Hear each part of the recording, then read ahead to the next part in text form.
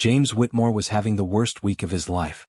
His job at the salvage yard paid barely enough to keep his small apartment on Kepler Station from being repossessed. He worked 12-hour shifts pulling scrap metal from dead satellites and broken-down cargo vessels, and his hands were always cut up and bleeding. The pay was terrible, the work was boring, and nobody respected salvage workers. They were the bottom of the barrel out in the colonies. Then came the message that changed everything. He was sitting in his favorite diner eating cheap noodles when his personal communicator buzzed. An official-looking notification appeared on the screen. James almost deleted it, thinking it was spam or some kind of scam. But something made him read it. His hands started shaking as he scrolled through the legal documents. His great-uncle Thomas had passed away. Thomas Whitmore. James had never met him. His family never talked about Thomas much, just vague mentions that he'd left the colonies a long time ago to do something important. Now, apparently Thomas had left James something in his will. An orbital property. James read the coordinates and couldn't believe it. This had to be a mistake. The next morning, James borrowed a small transport shuttle from his supervisor and headed out to the coordinates listed in the will. He flew away from the station, leaving the busy shipping lanes behind. The closer he got, the more his heart started racing. What was he going to find out there? Probably nothing. Probably just some old piece of junk floating in space that wasn't worth anything. But when he saw it, he stopped breathing. The ship was massive. Absolutely massive. It hung in the darkness like a sleeping giant, half buried in a field of asteroids. Even from a distance, James could see it was ancient. The hull was covered in rust and pitted with damage from micrometeorites. Whole sections of the outer plating had torn away, exposing the twisted metal underneath. Solar panels hung in fragments like broken wings. This wasn't just old. This was ancient. James piloted his shuttle carefully through the asteroid field, trying not to hit any floating rocks. His hands were sweating on the controls. The ship's name was barely visible on the hull, faded by decades of exposure to space radiation. The Prometheus. He'd heard that name before in history classes maybe, but he couldn't remember where. He docked his shuttle to an external airlock and suited up. The airlock was manual, no power, no electronics, just metal and hinges. James had to force it open by hand, and it took all his strength. Inside, the ship was completely dark. His suit light cut through the blackness, showing him corridors filled with floating dust and debris. Everything was dead. All the systems were offline. It felt like walking through a tomb. But then something caught his eye in the main bay. There was movement. Something was moving in the darkness. James froze, his hand going to the emergency beacon on his suit. But as his light swept across the bay, he realized what it was. A robot. An old maintenance robot, standing perfectly still in the center of the empty space. Its body was covered in dust, but its optical sensors were glowing faintly. Red. Alert status. The robot was awake. James's first instinct was to panic.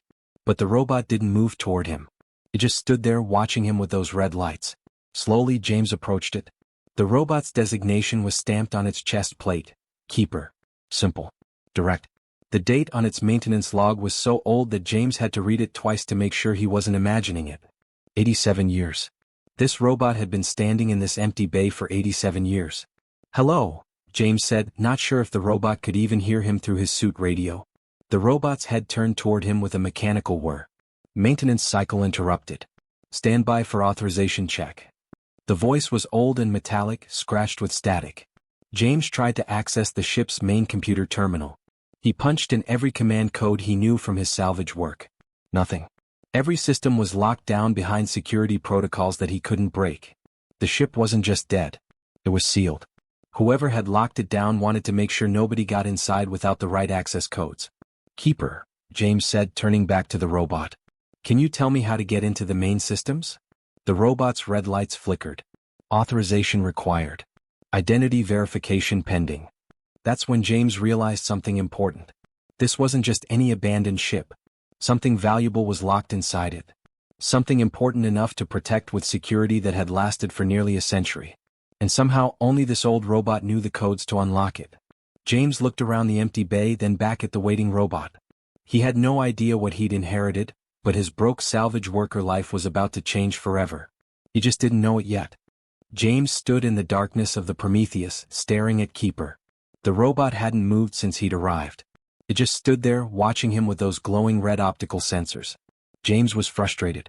He'd inherited this ship, but he couldn't get inside it. Every system was locked. And this old robot was the only thing that might give him answers. That's when a crazy idea hit him. What if he just took the robot apart? James wasn't proud of the decision, but he was desperate. He was broke. He owed money to people back on the station. The ship had to be worth something. If he couldn't access the ship's systems, maybe he could at least salvage Keeper. Old robots, even broken ones, had valuable components. The power core alone could be worth a few thousand credits.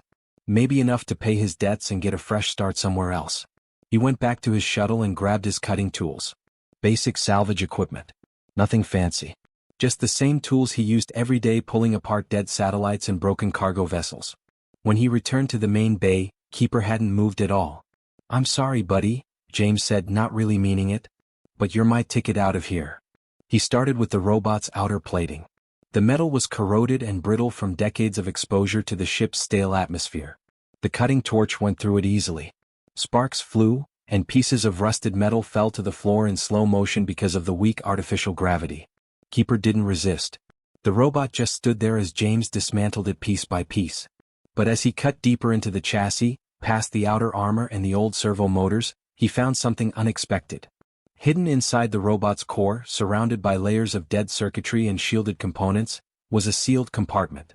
It was small, barely the size of his hand, but it was clearly intentional. Someone had put it there on purpose. Someone had hidden it inside Keeper deliberately. James carefully extracted the compartment. His hands were shaking. Whatever this was, it had been protected. Hidden. Preserved. Inside the compartment was a data storage unit. It looked pristine, untouched by the decades of decay that surrounded it. And even more strange, it was pulsing faintly. A soft blue light, blinking slowly. It still had power. Still had energy. After 87 years, something inside this little device was still alive. James's mind raced. This wasn't just garbage. This wasn't just scrap metal. This was important. His salvage worker instincts kicked in, telling him that he'd stumbled onto something significant. Something somebody had wanted to protect. He took the data unit back to his shuttle and connected it to the old portable terminal he kept for logging salvage finds. The terminal was ancient, barely functional, but it still worked. He powered it on and waited for it to boot up. Come on, he thought. Come on, come on, come on. Then the files started to appear on the screen. Video files. Hundreds of them. All corrupted, fragmented, barely readable. But some of them were playing. The screen flickered with distorted images. James saw flashes of faces. Military uniforms. People in official-looking rooms. And then he heard audio, crackling and broken, but clear enough to understand.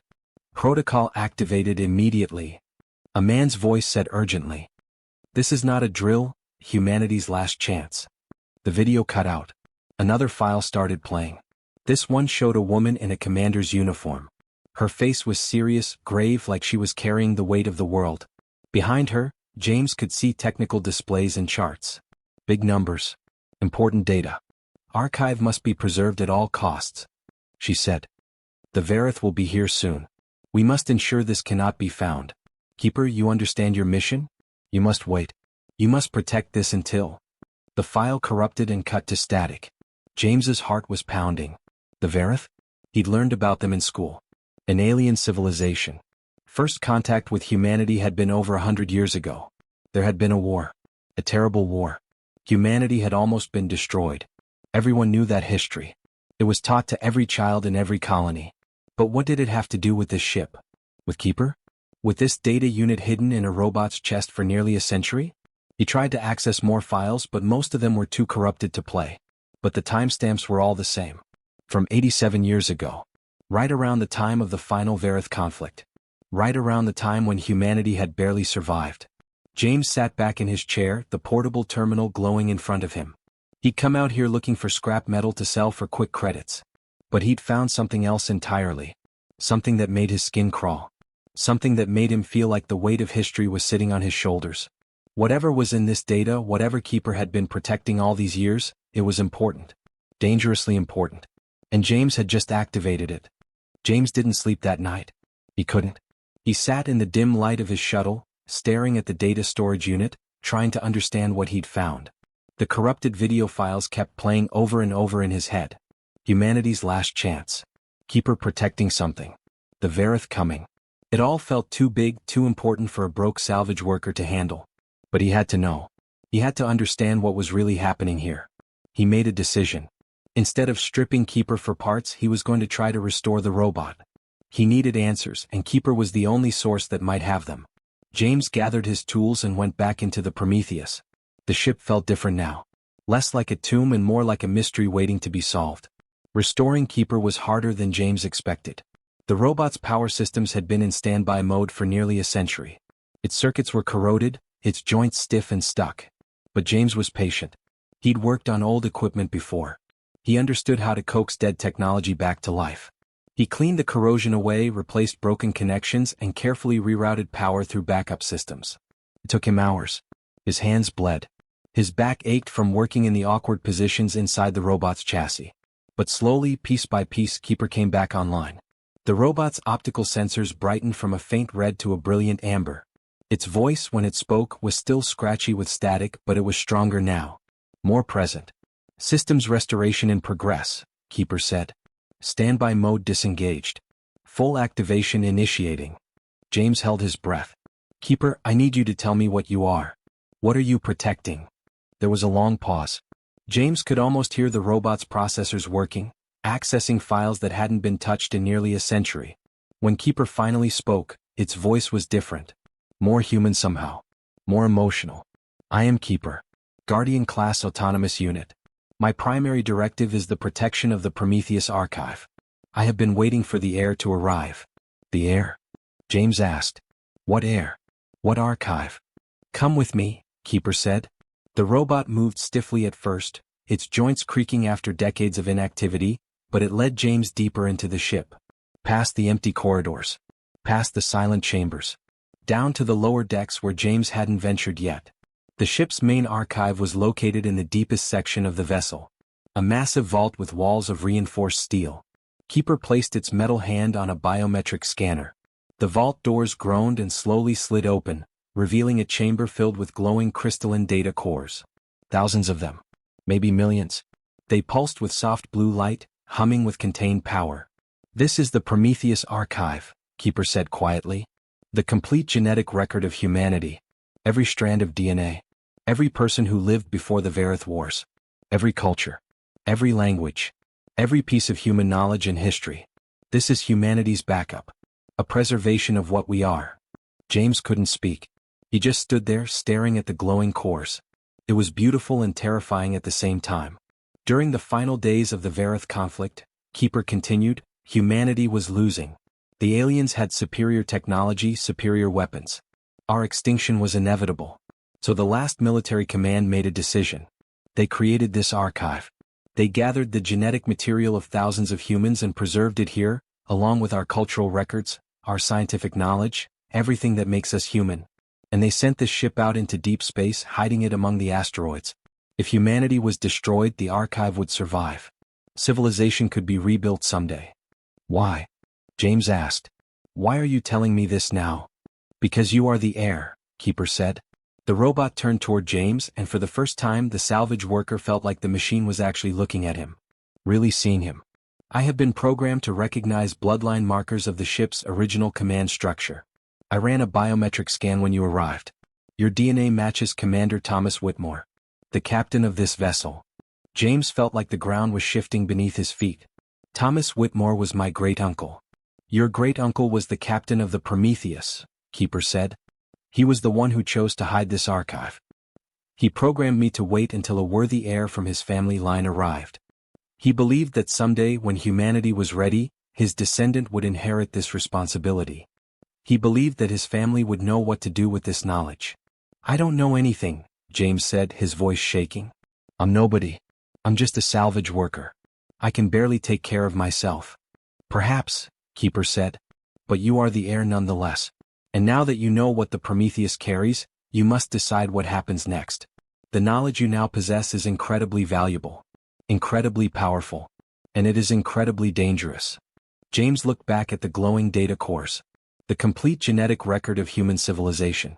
Hidden for 87 years. Waiting for him. Everything had changed. His life as a broke salvage worker was over. Now he carried the future of humanity in his hands. James was still standing in the archive chamber, trying to process everything, when Keeper's alarm systems suddenly blared to life. Red warning lights flooded the corridor. James's heart jumped into his throat. Proximity alert, Keeper announced, its voice urgent and sharp. Unidentified vessel approaching. They will be in weapons range in 4 minutes. James ran back to the main bay where he'd left his portable terminal. He pulled up the ship's external sensors. What he saw made his blood run cold. A massive ship was cutting through space toward the Prometheus. It was sleek, angular, nothing like any human vessel James had ever seen. Alien design. Verith design. Why are they here? James asked, though he already knew the answer. They have detected the archive's power signature, Keeper said flatly. The activation of the data cores has sent out a beacon. A signal that the Verith have been monitoring for nearly a century. They knew this ship was out here somewhere. They have been searching for it. Now they have finally found us. James's mind was racing. 3 minutes. He had 3 minutes to figure out what to do. The Verith wanted the archive. That much was obvious. They couldn't allow humanity to possess a complete genetic record. They couldn't let human civilization be rebuilt from this preserved knowledge. It threatened their control. Their dominance over the colonies. Everything they had established in the 100 years since the war. He had options. Bad options, but options. Option 1. Destroy the archive. Wipe it completely. Self-destruct the Prometheus and everything in it. That way the Verith couldn't have it. But then humanity would lose everything. All that knowledge. All that genetic material. Gone forever. Option 2. Try to upload the archive data to the colonies. Broadcast it out to every human settlement within range. But that would take time. Time he didn't have. And even if he managed it, the signal would be incomplete. Fragmented. And the Verith would still destroy the original archive here on the ship. James stood there, sweating, his hands shaking. 2 minutes left. Keeper spoke softly. You must choose air. The decision rests with you. What is the fate of this archive? James closed his eyes. He thought about his great-uncle, Captain Thomas Whitmore. What would he have done? What would he have wanted? The captain had hidden this archive not to protect it forever, but to protect it until humanity was ready. Until someone worthy could decide what to do with it. And then James realized something. He didn't have to choose between the two options. He could do something else entirely. Keeper, he said, his voice suddenly calm. Can you broadcast the archive data to multiple locations simultaneously? Yes, Keeper replied. I can fragment the data and send it to any coordinates. But the transmission would take considerable time to complete. Not if we send it to every human colony at once, James said, the plan forming in his mind as he spoke. Send it everywhere. Scatter it. Make it so no single power can control it. No single government. No single faction. Spread it out across 100 different human settlements. Too many targets. Too many copies. Even if they destroy this ship, even if they hunt down every colony, they can't erase all of it. An unconventional strategy, Keeper said. It's the only strategy that works, James said. He was moving now, pulling up the communications array, typing in coordinates for every human settlement within broadcast range. Kepler Station. The mining colonies near Mars. The terraforming stations on Venus. The agricultural domes on Europa. Dozens of locations. Hundreds if he pushed the signal far enough. 1 minute left. Initiate the broadcast, James commanded. Send everything. All data cores. The complete archive. Send it now. Keeper's systems hummed to life. The data cores in the archive chamber began to glow brighter, pulsing with intense light. The broadcast was beginning. Terabytes of genetic information, cultural records, scientific knowledge, all of it streaming out from the Prometheus in a massive digital wave heading toward every human colony in the solar system. The Verith ship was closing in. Weapons charging. They could see what was happening. They could see the data transmission leaving the ship. They're firing, Keeper announced. Good, James said. He was already running toward the shuttle bay. Initiate self-destruct. Destroy the original data cores. Destroy everything on this ship that they could use. Understood, Keeper said. The robot followed James through the corridors. The ship's primary systems are being overloaded. Reactor failure in 90 seconds. James reached the shuttle. Keeper moved with surprising speed for such an old machine, its restored systems pushing it to their limits. They climbed aboard just as the Prometheus began to shake. The entire vessel was trembling. Secondary explosions rippled through the ship's hull. Launch, James shouted. The shuttle's engines roared to life. James gunned the throttle, and the small vessel shot away from the Prometheus. Behind them, the massive derelict ship was coming apart. The Vareth weapons had torn into its hull, and now the self-destruct sequence was finishing the job. The Prometheus exploded in a brilliant flash of light and fire, breaking apart into thousands of pieces that scattered across the darkness of space. The Vareth ship wheeled around, trying to pursue the shuttle, but James had already activated the FTL drive. The shuttle jumped into faster-than-light space, leaving the Vareth vessel far behind. "Archive transmission complete," Keeper said calmly, as if the universe hadn't just tried to kill them. "All data successfully distributed to 137 human colonies. The information is now beyond retrieval or destruction." James sat back in the pilot's seat, his hands still shaking. The Prometheus was gone. The original archive was destroyed. But the information it contained was alive. Free. Spreading across human space like seeds on the wind. No single power could contain it now. No single faction could control it. He had done it. James Whitmore, a broke salvage worker, had just changed the fate of human civilization. The data arrived on colony worlds like rain falling on a desert. Suddenly, across every human settlement in the solar system, the archive appeared. Scientists and historians couldn't believe what they were seeing. Complete genetic records of humanity from before the Vareth Wars. Cultural databases. Art. Music. Literature. Language. Technology.